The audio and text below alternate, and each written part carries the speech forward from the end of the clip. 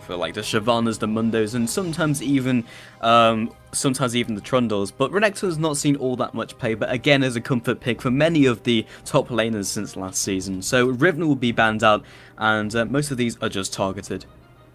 Now, I wonder where we'll see Triple Lol go here. Now, Shyvana was the first pick for Cloud9 in the last game, and Triple Lol haven't banned out Trundle, so it means if they do pick Shyvana, they could easily get into a position where Cloud9 play their Trundle counter pick, which seems to be in games where they're against both Shyvana and Mundo. But looking at tweets from a couple of people earlier in the day, Trundle seems to be quite a focused pick against Shyvana, so I think Triple Lol are just talking over what they want here and whether they want to get baited perhaps into the plan of Cloud9. It looks like they want to take away the Gragas so that won't be on Forbidden anymore. Yeah, it at least basically delays the Cloud9 pick of Trundle, especially because it's like, okay, you can take Shyvana, you can take Mundo, but if you don't, then we'll maybe pick it a little bit later, and then you may have already picked your top laner. So there's a little bit of mind games, but it makes sense not to just put all your eggs in one basket. And Gragas is such a consistent mid laner in the current meta, there's no reason not to do that, and a very fast lock-in for Fresh. And I'm trying to think back in all of the games, I kind of have a feeling that Forbidden has played Gragas in every game. I don't know whether I'm mistaken, but I know in the majority he has picked Gragas because it's been available for him and it's a comfort pick for him that does very well in the meta. Now we get to see what he does in response alongside the Triple Lols Vi and Leona that have been locked in. So a lot of lockdown and disruption there out of the team of Triple Lol. Yeah, so again, picking their support before their AD carry, just seeing what Cloud9 picks. They could pick something like Lucian, and in return, Triple Lol could very easily pick up Caitlyn, and Vi is just a consistent jungler. And speaking of consistent junglers, here comes Ku's Lee Sin. We saw it yesterday. This is a champion that Ku is incredibly confident on, very familiar, one of his absolute best junglers that fits his playstyle. It was available to Cloud9, and they've picked it straight off the bat. That is just a pick that I am so looking forward to here. I almost feel like Triple Lol may be kicking themselves. It was unavailable the first game. Everyone was so focused on the Shyvanas, the mid lanes, the mind games between that. And it's like, oh, Ku's Lee Sin is available and has just been locked in. Alongside Lucian, which we also predicted. Yeah, Lucian, you pretty much go through a pick and ban phase now. If he's not banned, which he doesn't tend to get banned so much anymore. There was a period where he got quite a few bans given towards him. Just consistent in lane, does very, very well against just about every AD carry choice. There are a few you can pick in response that have different play styles. You can pick Caitlyn or Sivir as they're looking at here. Another option is Jinx, so they lock in the Sivir alongside Leona, and that seems to me a little bit of a mismatch with regards to styles. Normally you see Sivir a little more commonly with Karma, but with Leona already locked in, looks like they want that extra burst of movement speed to go alongside the Solar Flare. Jax has been their pickup for JWoww, which is not surprising again. Yeah, it's not like they would pick maybe Caitlyn alongside it. It's less mismatched and includes also burst on the AD carry, which isn't terrible, but they had already committed to the Leona pickup, which it's a little odd considering that was picked in response to Fresh, and Fresh can disrupt Zenith Blade using Flay during flight, and when you get to this top level, they are able to do that consistently and reproduce it in bottom lane. One thing to question here is whether Triple Lol are looking to 2v1 here. Leona isn't the most amazing 2v1 champion. She's got certain limitations on that, but now hold the phone a second, because there is a champion Forbidden played that wasn't Gragas, and it's flooding back to me in response to the Vi pick, and that is Kayle. Because as champions go, they may not be matched against each other, but Kayle is one of the absolute biggest counters to Vi that you can possibly have. The fact that Assault and Battery tells you which target you're going to is an easy pick for intervention. Even after the Kayle nerfs, which reduced the range on intervention, in team fights, it becomes very difficult for Vi to secure a kill on their target with Kayle around. Yeah, it becomes very scripted, and it's just like, oh, okay, let me just walk over to your target and then use intervention. And it's very easy to read that. Again, there is counterplay from Morden if Forbidden isn't around, or choosing a target who is very far away. But with about 30 seconds left, do you have any final thoughts before we jump into the second game? Only that I cannot wait for this. The game 1 was amazing. Game 2 looks to be very much of the same. Make sure you guys stick with us here as we're going to a break for a few minutes. Welcome back to game number 2 of the Scan Invitational Winter Grand Finals here. It's Cloud9 going up against Ocelote's Triple Lol squad. And we're in game number 2 with Cloud9 having a 1-0 lead after an incredibly close and tense game number 1. And my goodness, I'm excited for game number 2. Yeah, the first game was a complete blinder, and Cloud9 and the Triple LoL squad are looking exceptionally strong. We'll see if they can replicate some of that glory, and there are some interesting picks that we haven't seen too much of before, and Ocelote is saying can't move, only 252 FPS. Okay. It's okay. But Bivens got him beaten with 289, so not to worry there. It looks like they're all running on the right equipment there, so... Both teams in high spirits, regardless of the result of the first one. I think they're both aware of just how close they came to winning and losing that one. If it hadn't have been for that final little pick onto Caitlyn right at the end of the game, may have gone completely differently, because Triple LoL were definitely building speed in the end of that game. Yeah, there definitely were a couple pivotal points of that game, one of those being that sneaky Baron, and then, of course, Yuki getting caught, but... we'll see how this turns out. Jax, once again, has been picked up. JWoww will be sporting that in the top lane, and I'll be facing down Shyvana. Almost like we see a carbon copy of the first game. Xenoblade will be duked by the bottom.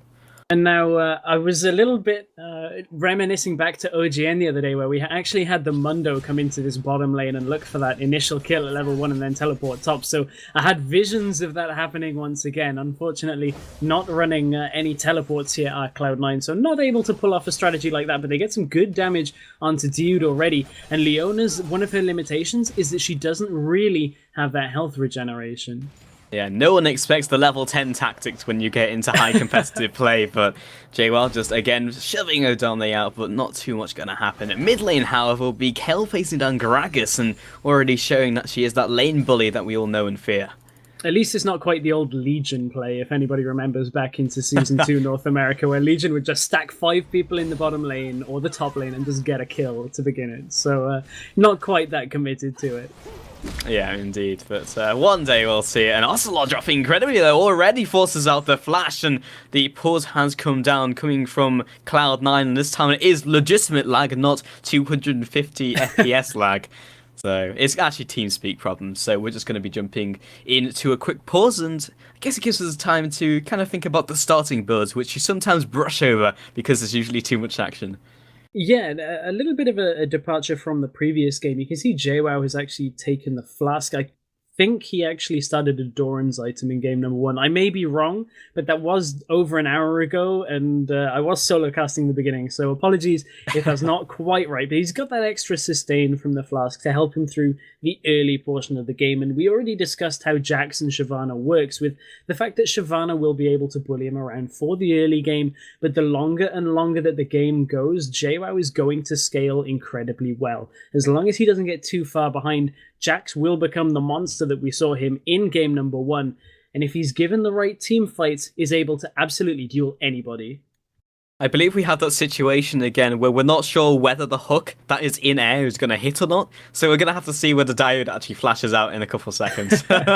Well, my screen isn't on that. I'm looking at mid lane after that engagement, so I might not ever know until we may see first blood on the screen, but here comes the unpause. Let's take a look. No. Oh, that was anticlimactic. Boyle just auto-attacks Diode and walks back again. It's like, okay. But, yeah, no too big of a difference in the early game. No real big farm discrepancies forming, and we'll just have to wait for these junglers to really open something up. And Morden has actually gone to his red buff second. Ku has found him, misses the Q, has found him using Tempest into the cripple, but Ku is going to be quite happy picking up 5 gold and will just walk on out. Oh, 7 gold. Ku was actually tempted to go in earlier. The reason he's pressuring so hard is not just because he's Lee Sin against Vi, but that early flash being burned in the mid lane and the low health on Ocelote means he's not able to rotate, and that sets up this gank, but Morden comes from behind. Yeah, Ku already quite already on the ward jump over that wall, making sure that Ocelote is going to be safe. That'll be Morden coming to his aid, and it's just been Ku being like literally a split second off the movements of Morden, because had he stayed in that bush for a second longer, he would have seen Morden coming and might have been able to shove him out of the jungle. And Forbidden is quite strong here in the early games against Ocelote. We've already talked yesterday with Kayle about Righteous Fury and how you can really use that to turn Kayle into the ranged champion. There's a lot of movement going on in the bottom lane, but that amount of damage coming from the Q and also Righteous Fury from Kayle is difficult for Ocelote to deal with this early on into the game. He doesn't have the itemization quite yet to burst down Kayle without landing every single barrel. So it's not that he's struggling, he's just taking this early damage and has to play a bit more careful. Yeah, Morden finds himself a Dominic who goes into a ward. Flash has already been used. Flash over the wall. Counter-strike comes out. Will be stunning him down. First blood picked up by Morden. Ocelote gets dropped low as well, but that's the kind of ganks that we've seen out from Morden, and a little surprising that Ku wasn't quite in position to counter gank that, as he has been on top of his game all weekend long. And again, these two are just in the same place, but just at slightly different times, and Morden continues to get the better of these early trades, which is not something you expect from Vi against Lee Sin. This is 2 games in a row where Vi has been beating Lee Sin very strangely in jungle fights, and in the first game that was a 3-0 to Ku at the time, but this time Morden is really showing his kind of timing on his aggression onto Lee Sin, but this is Ku's Lee Sin we're talking about here. Yeah, and if you guys saw the highlight from yesterday, Ku is very good on Lee Sin. The hook lands in bottom and the Flay. Indeed, auto attacks and the charged up damage from Flay, but they are just going to back off. Just a bit of harassment from Voidal. Morden is looking very aggressive here in the early game, and it's just surprising to see. I mean, Vi normally doesn't reach her peak of ganking until level 6 when Assault and Battery is available. You're relying on hitting the Vault Breakers, so Morden is incredibly confident that he's able to get into lane and able to disrupt the lane as much as possible to try and get flashes and get kills out of each lane that he visits. Absolutely, and the double Doran's Blade picked up by Jax, and on top of that the Chalice of Harmony from Gragas in the mid lane, and Ocelote has opted for a more utility-heavy build in terms of masteries. As we can see, he's already got the Total Biscuit of Rejuvenation. Indeed, although, yeah, it is still called the Total Biscuit. I wasn't sure whether they'd changed the name on that, but nevertheless. I made sure because I hovered over it. You one-upped me again there, Pulse. There we go. But you'll get me back. Still got plenty of time, and I'm sure this game will not only go on to the 3rd game, but this is only the 2nd game of a potential 5 games for this best of 5 grand finals between Triple LOL and Cloud9 EU. Now, a departure on the builds in the mid lane. Normally, we've seen a lot of Athene's and Holy Grail. Actually, Ku is looking to come down into this bottom lane, but wards are around. Kayle likes to build the Nash's Tooth first. It gives her the cooldown reduction and extra attack speed, as well as the extra damage onto her Righteous Fury, that when you have a blue buff and the Fiendish Codex, you can almost constantly have Righteous Fury active. There's only about a second to a second and a half where it actually isn't available, but here comes the engage in the bottom. Yeah, Zenith Blade has landed onto John, but Lee Sin has already been hanging around. He just needs to walk back into lane. Q lands onto that pesky caster minion, who is remaining MVP. Just noticed that Yuki is running that Pax Sivir skin, so one of my favourite skins, I think, for AD carries. Not that it affects the game at all, just something nice to see. Not owned by many players, but very nice to see in this game. So, Lee Sin just wandering down. Ku is still looking for more blood, though. Just waiting around the side, seeing if Voidal can land that clutch hook or another Zenith Blade lands in the wrong place. And again, we're seeing JWoww trading with Odamna in the top lane. A lot of damage going on to Shyvana, and Ku spent quite a while in the bottom lane trying to get a gank, but it looks like there's going to be an engage just for a second off the Zenith Blade, doesn't follow up. And really, the first big kill in mid or bottom lane could open up the dragon for either jungler, because that dragon, when you're playing a champion like Lee Sin or Vi, it's actually fairly easy to do dragon fairly early on in the game. All you have to do is have help from maybe 1 or 2 members, and that's where this gold lead is really just going to start to open up. Yeah, indeed. And it's getting to the stage where these guys can definitely solo it. Hook will just weave in between. Flay comes backwards. Vi is looking for this gang. Morden charging up the Vault Breaker, and John just gets out with his ally of Voidal, but it's going to go back to farming, it seems. Morden was level 6 there as well. I'm surprised they didn't commit a little more with the Assault and Battery, because after they'd already got Voidal away with the Flash, that might have left Janan a little bit more vulnerable. Diu just leveling up would have been able to hit level 6 from that engagement as well, so looks like Triple LOL just want to play a little bit more careful, don't want to give away anything too early on in this game, because they've already seen how Cloud9 can deal with a lead.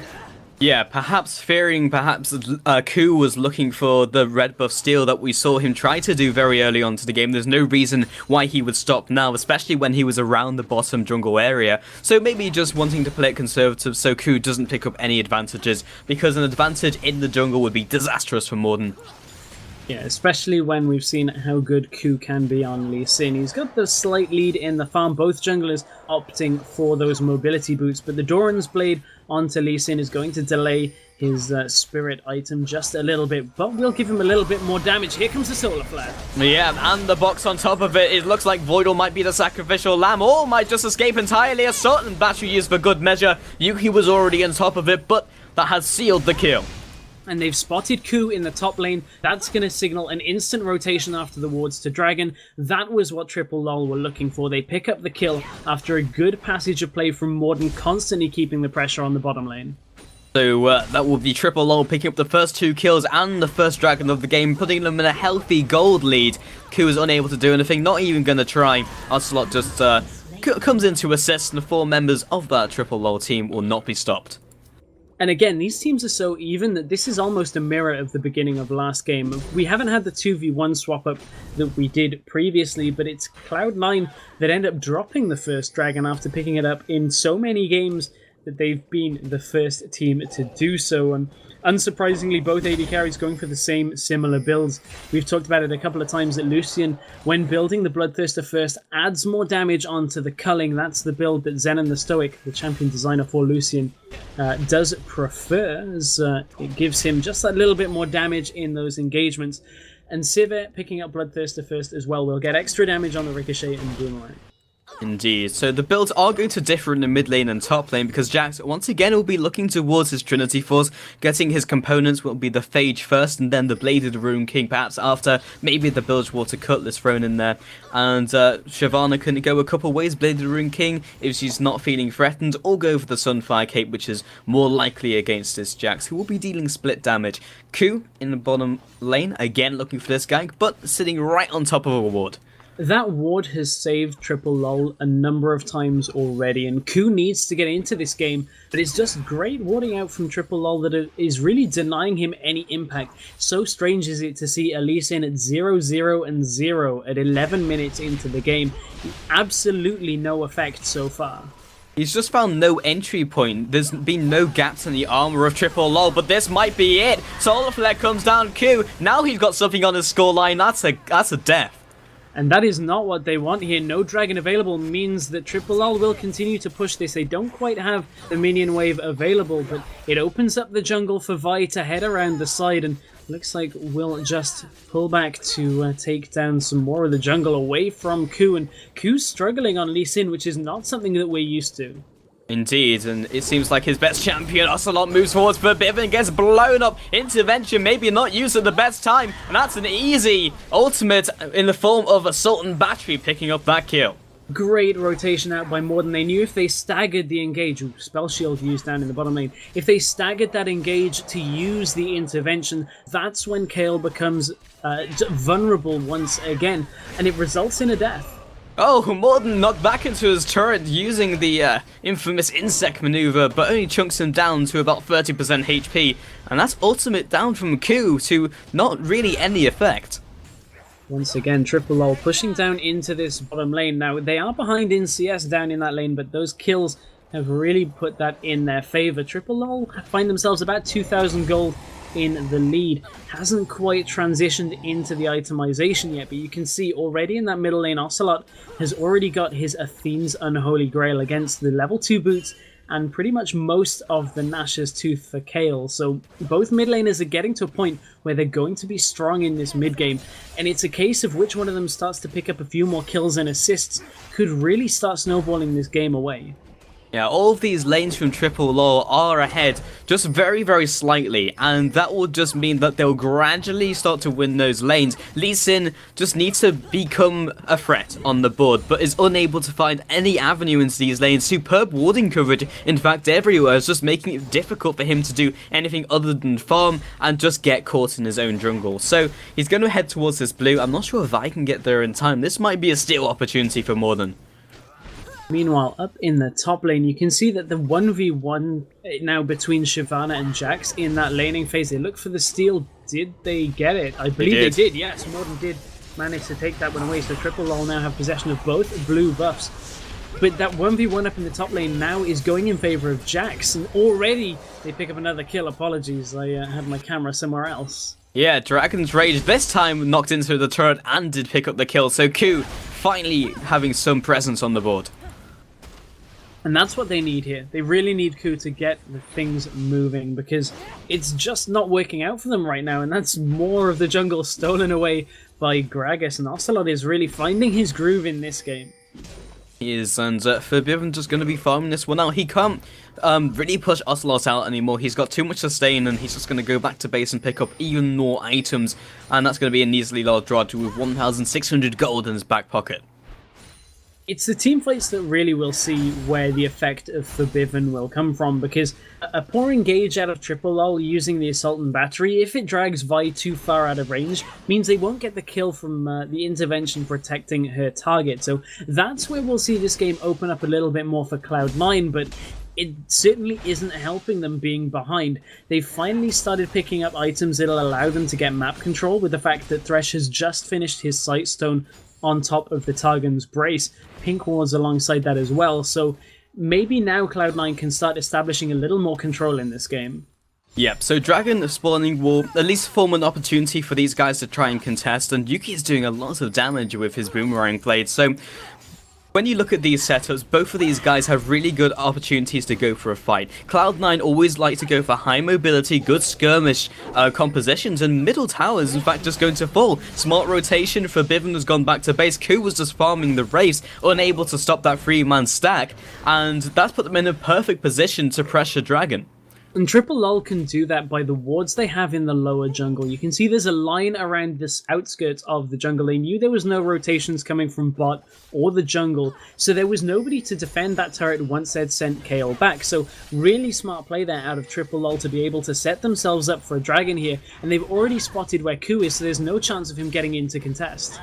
He can't contest, he can't steal, but they're going to come near to try and see if they can pick off at Straggler. Ku does not want to go anywhere near that, and everyone just returns to lane. Cloud9 are starting to choke a little bit here in the start of this game.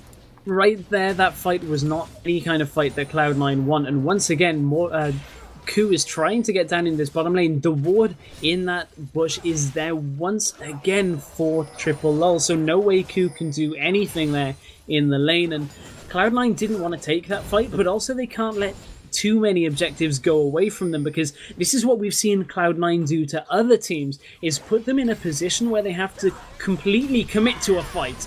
Yeah, like this one, Voidal has been caught, Box comes down, Yuki is getting chunked, flashes out defensively, Morden is already there, huge lantern draws him back to Voidal, and the Vault Breaker is being charged up by Morden, can't quite get there in time. Ocelote with a huge barrel over the wall, but Ku is there to save his allies. No one died from that, but Cloud9 are going to be playing a little bit scared there after taking massive damage from Ocelote. You can see he's got a needlessly large rod alongside that Athene's Unholy Grail, so he's reaching a point where he's incredibly confident as Diyu gets caught out by Ku. Yeah, insects and backwards into his team, but that will actually mean he lands the Eclipse onto 2 players. Yuki trying his best to proc that damage, blocks the spell shield, but he can't block the hook, which will be him being flayed backwards. Voidal's so incredibly low, Yuki will be the first to fall. Ku will get out with his life and the rest of his team. 2-0, and Ku is finally having the impact on the game he wants. That's what Cloud9 needed here, and now they're going to continue to push on towards Morden. You can see the roam here from Forbidden. Morden's already pulling back after walking over the pink ward, did Forbidden. Ku has to be careful. The shield out from the lantern will keep him alive from the tower, but that should be Cloud9 being able to get an objective. They've got to be careful that Ocelote doesn't take too much here in the mid lane. Yeah, and Ocelote is just grinding away at these turrets. Gragas surprisingly pushes quite well, not only being able to clear out those waves, but the extra AD from Drunken Rage is actually going to help him take down these turrets. Kill's going to come in, and Forbidden's going to clear this wave out. So top lane is something we've kind of just forgotten about here, Stressers. No one's really touched it, but this time, Dragon Descent has come down. Adame trying to pick up this kill, but a reaction from Morden, and apparently a tower survived on 1 HP, but it will be going down. Yeah, it did fall in the end, but the Ignite managed to pick up the kill for Jax. That's where they want that kill to go. They've already got 2 onto Vi, so not only do they further Jax's improvement in the game, it will allow him to pick up a few more items. Trinity Force already finished here for Jax, so how will that affect this game? You saw the trading from Shyvana, and even though it was under the turret, I'm still not sure that that was the best call there out of Odoamne to really trade with Jax, because the more gold they give Jax, the faster Jax will catch up to Shyvana with the ability to trade. Indeed, and just having some jungler presence in the top lane has allowed Jax to pick up his Trinity Force, which is his first damage item. Most likely going to build a Blade of the Ruin King next and look for a single defensive item like the Guardian Angel. Indeed, Randuin's, like we saw last time, Voidal right on target using that flay, jumps in with Death Scented, chains that into the box, and a huge lantern for Q, but the great Solar Flare will stop them in their tracks. Yeah, that denies Cloud9 any kind of aggression there, and Cloud9 really are putting a lot of emphasis on this bottom lane, but with Dragon not available, it's just one of those things that while Morden is focusing on top lane, Cloud9 aren't getting anything down bot. Yep, but it might result in another kill with this focus, Assault and Battery used, and the Vault Breaker. JWoww just trying to land the last auto attack, and Dragons he sent over the wall defensively will get him out, along with Forbidden just heading into the top lane to see if he can just stop his ally from dying and maybe defend his turret, but that's going to be a no because JWoww has already taken it down. And that's Odoamne, knowing his champion and the limitations, knew exactly how far Dragon's Descent goes, so managed to draw Jax and Vi around the corner, used the Leap Strike out of Jax, so no chance of them following him, and pretty much a max range Dragon's Descent at that angle where you can just about clear the wall. So very, very nice play there out of Odoamne for knowing the champion. So there's 1 minute 30 left on the Dragon, and now that Cloud9 has finally gotten some kills into their team and under their belts, they'll be able to maybe contest this Dragon, unless someone gets picked, because that has been the catalyst for these Dragon pickups from the team of Triple Lol. And vision has become so important on this preseason patch. You can see just how focused both teams are. So much vision down in the bottom side of that map that continually gets placed and cleared and placed and cleared in this cyclical fashion, where neither team has ended up with control over the pit of Dragon, because your wards don't last that long right now. And especially in this game, you can see Dragon is a dark area for both teams. So both teams know when it is going to be spawning because of that little skirmish that almost happened when Dragon got taken down last time, but neither team yet has managed to prepare the Dragon, but they've got plenty of wards on the opposite side of the map around the area. Yeah, so Cloud9 already putting a jungler down there to see if they can strangle Triple Lower Vision. Diode and everyone else converging on the area, and Shyvana's already walked down from top lane. And yeah, Forbidden was thinking about going to top lane, but will think better of it and move towards the bottom. So a lot of wave clear between Excessive Force and Sivir's just standard combo. And Dragon will be spawning in around 15 seconds. Yeah, Cloud9 don't have the exact time because they didn't have vision, but they might get caught out. Yep, JWoww just takes the Sonic Wave and Resonating Strike from Q, but will be A-OK, more than just charging up the Vault Breaker from across the wall. Diode looking for that long-range solar flare, which has that short cooldown. No one is quite out of position for them. Maybe Odoamne, they see how squishy he is, and the answer is not very. The Dragon is now alive, and Cloud9, let's see what they can do about it. Voidal just sitting around the outskirts is dropping very quickly, down to 50% HP. Q is used to use the Dragon's Race defensively. Voidal has jumped in, real cavalry to help him out here. He will fall. Diode also looking to back up. Morden is already up in the grill of Cloud9, and Q is just trying to escape with his life. Now Ocelote falling after Forbidden, not quite going to catch him, but meanwhile, underneath his turret, JWoww will take down Odoamne. Neither team managed to take the Dragon there, so it was a big commit there from C9 for nothing. They only picked up 1 kill, they drop 3, and they'll lose the Dragon and more than likely lose this middle lane tower, as Ocelote was already pressuring it earlier. It's on half health, it will die to Sivir and Jax. And again, teamfight after teamfight will just go into the favor of Triple Lol. C9 are just being put into places where they just do not want to go for the teamfights. The teamfights that they want, that they usually construct around being ahead, are just not working out, and they're finding it very difficult to find those fights being behind. It's completely flipped from game number 1. Triple Lol just have come out with a much better game plan here, although dude has to be careful. I don't know whether he can dive that turret right away on his own. Would have required the help from Voidal and Forbidden, but C9 just to getting into a position that they were in against Triple Lol in the previous games. They really need to start understanding how to play this one out. The problem is, if they try and drag this out like Triple Lol did in the previous game, Jax will only get stronger. And the difference between this game and the first game here, Stress, was Cloud9 actually stabilized the gold and then got a little bit ahead, and Triple Lol still stalled the game. Now they're ahead, they have a strong late game team once again. This is the style that they like to roll with, and it doesn't look like the gold is stabilizing anytime soon. With all of these fights flying in their favor, all the objectives are basically theirs. One thing Cloud9 have done very well in this series and the entire tournament that we've seen them is their ward control. It has just been impeccable. You can see even when behind, the whole lower jungle is littered with wards so that they can make sure they can see where Triple Lol are rotating to. And that's such an important part of coming back into a game that is one of the most difficult things to do. But JWoww and Odamna are continuing to trade in that top lane, and that's where Ku is, but he's losing objectives in the lower half of the map. He is, but with Jax being such a presence, he has drawn both of these guys to the top lane. Flash is being used, and that just signals the end of the engagement. All that time that Q used and the bottom tower was just a flash. And now, what will Triple Lol look to do here? Morden's in the bottom lane, gets hooked. Voidal catches a flying Morden and will just be sacrificing himself. Culling comes across to clan to clear these creep waves, and we'll be clearing that one out. They're going to try and tank this up for Vivian arrives, and they should be able to keep this alive.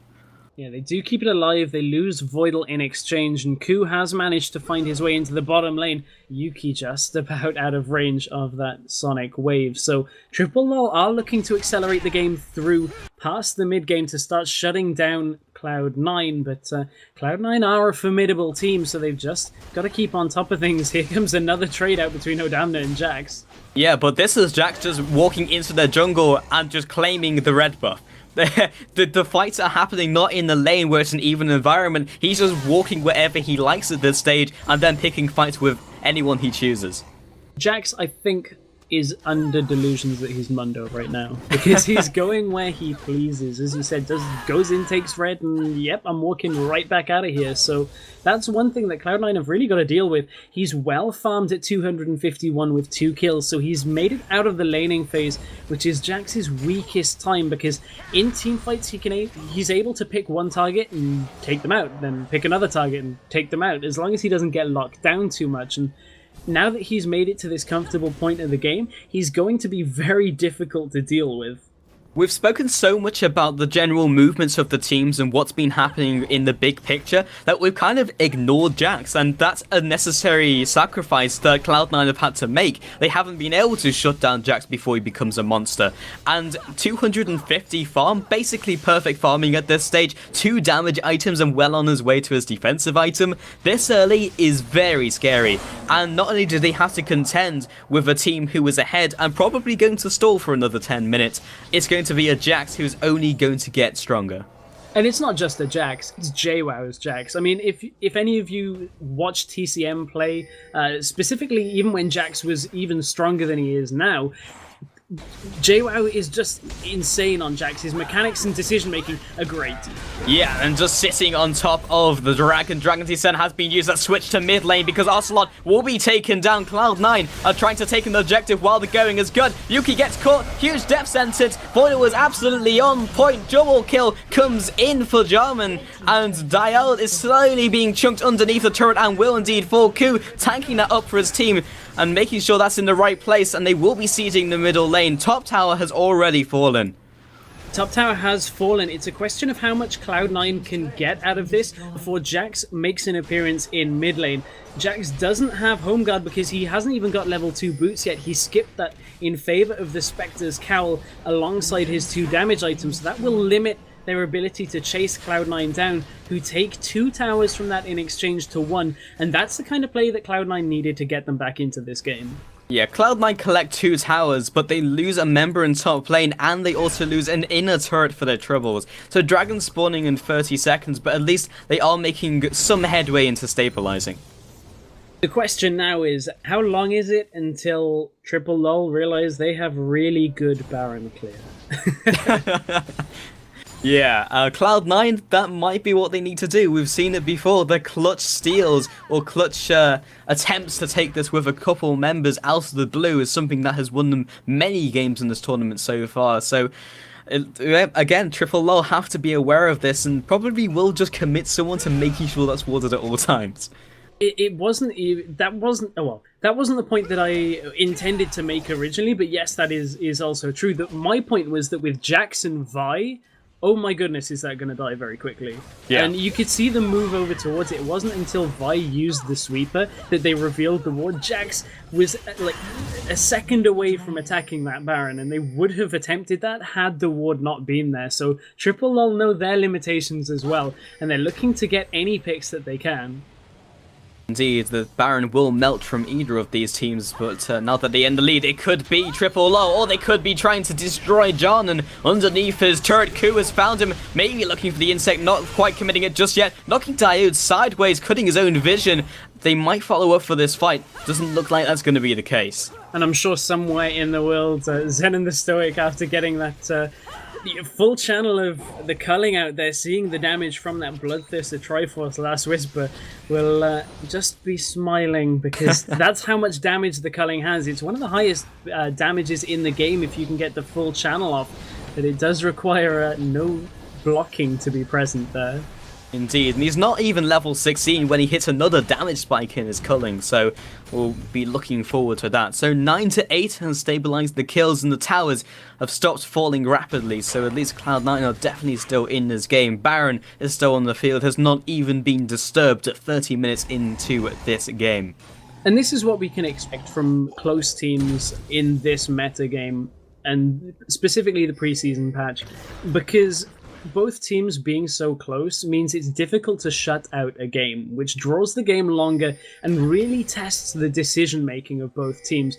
It's so important not to get picked until you get Sonic Wave there. It's so important not to get picked at these stages of the game, because you start giving away bigger and bigger objectives because your death timers are so long. So 1 or 2 picks can even end a game, like we saw in game number 1. That was a little later into the game than 31 minutes, but it's certainly not worth overextending this far into the game. And both of these teams have really good picking potential. Like, you look at Voidal's Death Sentence, a Sonic Wave can very easily lead into a pick. And then on the flip side, Triple Lol are sporting Diode's Leona, and then a Solar Flare will collect a kill. And as you said, death timers are very long, and it will result in some sort of permanent objective like a tower.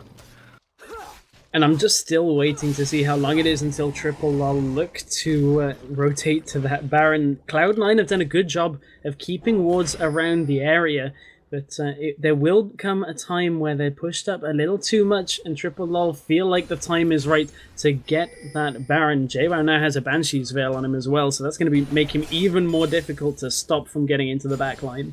Indeed, and Triple Lol, while they're ahead, are going to find it very difficult to go for Baron or make a big game-swinging event happen, because Cloud9, as we all know, like these high mobility compositions which they are running this game, which means that if they do go for Baron, they'll be there in an instant, and they will have to contend with at least some of those members. So it's very difficult to find the right opportunity to go for Baron, or the right opportunity to rotate for a turret. So it's a lot of kind of dancing around, picking up the right items, itemizing, and going for those jungle buffs. And it feels almost like the reminiscent of Season 2, where it was so important to keep your inhibitor turrets alive. Of course, inhibitors have been changed a little bit now, so they don't quite offer so much, but the presence of the inhibitor turrets means that even with lanes pushing in, it's fairly easy to clear them out, and you can kind of let it lapse in the back of your head to establish better map control that you have a lane pushing in towards you. Indeed, and now the tension is starting to build. Zodamne, the Vault Breaker's being charged up, which signals the very start of this fight. They will just nuke down Forbidden. This looks like a horrible team fight for Cloud9 already. It's just everyone trying to access the escape pods and running away as fast as possible. Q does not even bother waiting for his wall jump, and he's just flashing out of there. And now the Baron is just under contention by the team of Triple Lol. Q's going to try his best, but Diode is going to be the one who is going to be the gatekeeper, keeping away from that Baron pit. Ocelote also wants some blood. Q is going to completely escape. They're not going to be able to contest this. More than JWoww will rip apart the Baron. Oh my goodness, that's how you get rid of a Kale. Kill her before she can use intervention. The explosive cask right now is doing 1,000 damage before resistances, and Kale only has 2,000 health. So you can count the amount of seconds that she's going to live without hands, because none. You saw Forbidden get instantly deleted, not even a reactionary intervention would have saved him there, and that set them up for a perfect team fight. They lost hardly any health, let alone losing no members, and secure the Baron for themselves. Perfect play from Triple Lol. It doesn't even require us to do maths on stream here, Stress. We know he's dead within an instant, and that's something that's got to be at the back of the minds of Cloud9, that one of their members could just disappear from the map at any given point in time. So they're going to have to wait for that. And now that Baroness is on the team of Triple Lol, it's going to make it hard for them to push out of their base. Well, I say that, but just chilling in mid lane, it's fine. Well, they haven't lost any inhibitors yet, so pushing out of their base isn't as much of a problem right now, as long as they establish ward control and avoid the team fights. It's very difficult to avoid the team fights when one of you is about to get deleted off the map, like we saw just then. The problem they have to deal with is that JWoww will split push now. That's not anything but the game plan here for JWoww. The rest of his team will start to group up with him, but you can see him split pushing in a lane because nobody can deal with him. Means that they have a wave up to the tower already. The wave clear is good for C9, but is it good enough to stop Triple Lol? Well, they chip away at Odamne, so we can see he's pretty strong right now. And again, this is the classic siege situation in the top lane.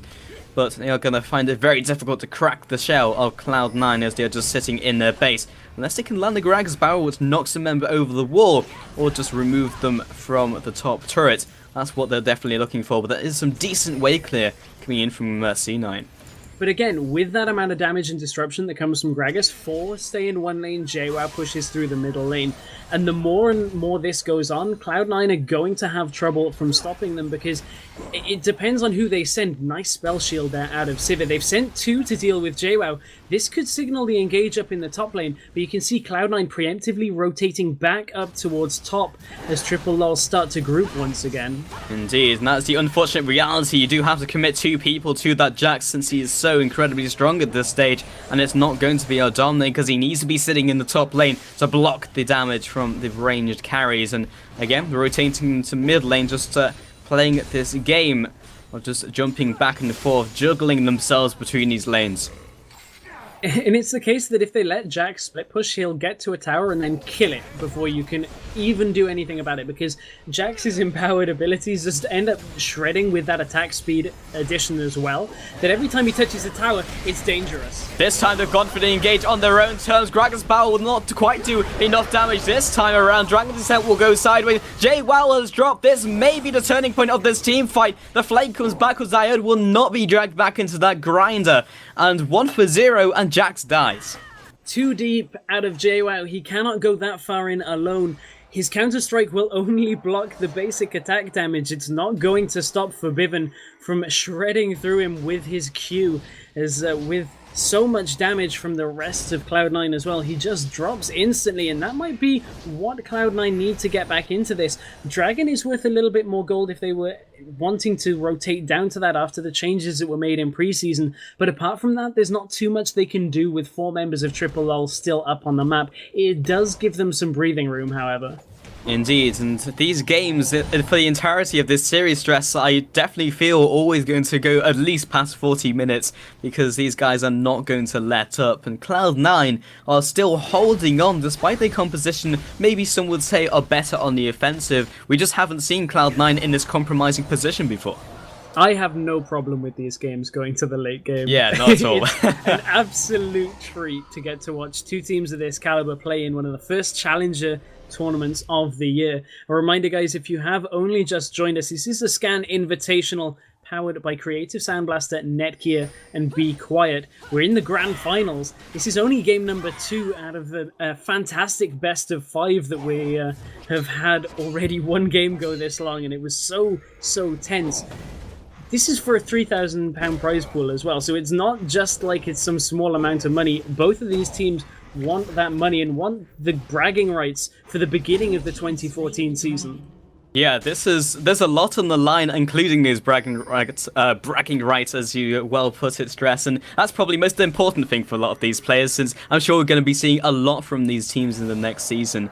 And if you have just joined us, it's been 1-0 to Cloud9 EU, and if this game does go the way it looks like it's going to go to Triple LOL, we will at least see another 2 games. Which I would be over the moon about. Triple LOL take themselves another tower, so they are once again turning the pressure back on, but again, I can't do much but commend the warding out from Cloud9. You can see that every player has made sure that they're putting wards down as much as possible to keep on track of Triple LOL. You can see the top side of the jungle all around Baron has been warded. They've also got some spot wards around the lower just to catch any rotations so that they can quickly push into a lane. But we're reaching the point where some of the members are having 5 or 6 items finished. There's a couple of Doran's Blades in there that will end up going on champions such as Jax and Shyvana, but at 370, nearly 400 farm on these guys, these champions are incredibly tanky here. Yeah, and with Baron being up in 1 minute, it's unlikely that Team Triple LOL will try and go any further with the tower pushing, considering the only ones alive will be those infamous inhibitor turrets. But 2 of these Bounty Veils have been picked up to try and mitigate some of the damage, and also the picking potential from Voidal, who has been on the mark with his death sentences. Yeah, it's actually 3. They picked up a 3rd. Jax, Vi, and Sivir all have a Banshee's Veil, so it's really going to prevent a lot of the engage that Cloud9 have. If Ku is looking to engage with the insect-style kick, it's going to be difficult because one of his abilities won't go off. So if he's looking to ward jump into kick, he won't be able to. He's going to have to burst down with either his E or Q before he can get that kick available, which is just going to delay that combo ever so slightly. Yeah, and they don't have long-range abilities to pop all of those spell shields, and it's going to be just tough to try and get that done. Baron has spawned, and they already have started it. Let's see if they can take it down before the reaction comes out from Cloud9. We'll see if that's the case. JWoww is this time going to be the guy that they have to get past if they want to try and even get a chance at stealing this Baron, and it's going to be Triple LOL backing off. Do not want to group up so that they get themselves in position for a Dragon Descent or a big AoE ability from Cloud9. And again, we start the Baron dance. And JWoww is the champion that's really going to shred through that Baron, so the fact that he wasn't quite available when they started has kind of drawn Cloud9 out of their base from that prolonged Baron attempt, and now it looks like Triple LOL have good positioning because here they go for the fight. Yeah, and that will actually follow him all the way back to his ally. Fresh, he used the Dark Lantern, and now he's just been completely annihilated. 2 of the members have dropped from Cloud9. This could definitely be the game right here and now. Ku jumps over the wall, will in fact not drop just yet, escapes with his life. Adrame is going to be the one who's going to get focused, and Jonan takes down Jax off to the side, but 2 versus 4 is what they're going to have to contend with. In fact, they have to back off, so only 2 for 2 overall. An even fight with Lucian somehow managing to pick off Jax as Jax dived deep for Ku through the turret. So Jonan really positioning himself well in that fight, and it means that neither team gets a significant advantage from that, but you have to think that the net gain there is going to go to Cloud9 because it means they stay in this game. They've halted Triple LOL once again. I can't know if that initiation was scripted or that's exactly what Morden wanted, but using a certain battery to follow him all the way to Fresh was actually what got them those 2 initial kills. It was just good kiting and juggling from Cloud9 which allowed them to pick up the 2 kills themselves, but either way that has evened up the playing field and Baron is still on the board. That's one of the ways that you can disrupt a Vi's engage, is if you can drag Vi far enough away from her team that the follow-up isn't there immediately, you can actually end up picking her off and then trading well in the team fight. It just so happens that the rest of the team composition of Triple LOL is just good enough to be able to kite that fight around and pick off a couple of kills to even the fight up. But that was good play out of Cloud9 to draw Vi away. As you said, not sure how intentional it was, but it worked out nonetheless. Absolutely. So Dragon will be spawning in about 1 minute, but it's not going to be the main objective for these guys playing right here in the grand finals of the Scan Invitational EU West. In the grand finals, of course, in the second game, and Cloud9 versus Forbidden. Team LOL. Team Triple LOL have found themselves Forbidden. He's used the intervention. Yuki is already out. Morden this time initiates, and there's no intervention to save him. Aldrane is already there. Jwell jumps onto John, but he has kited him away. The culling has come down. There is so much peeling potential, but he's still not dead. There we go. Diad has jumped to the back line, and everyone evaporates as a huge barrel from Ocelote enters and drops 2 people. And watching that fight, I was thinking Cloud9 might have had that, but Ocelote coming a little bit later to the fight makes his presence felt with a giant explosive cask.